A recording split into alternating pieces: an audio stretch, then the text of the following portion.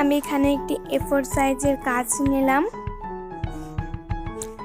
আর এখানে একটি সাদা কালার পেজ, এটা আমি গোলাপ ফুল এঁকেছি। তোমাদের যেটা উচিত সেটা তুমি আঁকতে পারো, যেটা পছন্দ।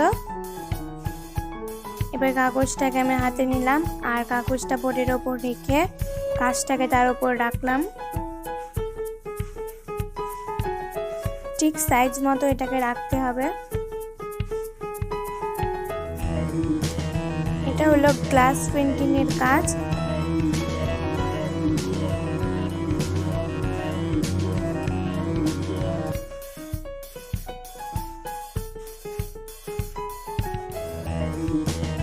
এটাকে ঠিক সাইজ মতো রাখলাম।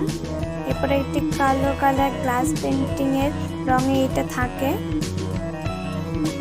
মুরগিটাকে খুললাম,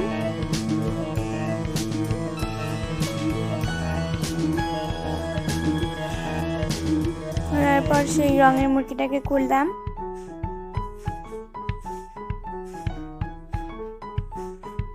এরপর ওই সরু নিপটাকে লাগিয়ে নিলাম। এইভাবে আস্তে আস্তে করতে থাকলাম। এরপর এটা আস্তে আস্তে পুরোটুকু আমি রং করে নেব। গ্লাস পেন্টিং এর রং দিয়ে রং করে নেব, চারদিকে ফ্রেম লাগিয়ে নেব।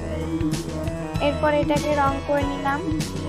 রং করে হওয়ার পর কাঁচের তলায় একটি বাটির প্লাস্টিক গুলো নিলাম।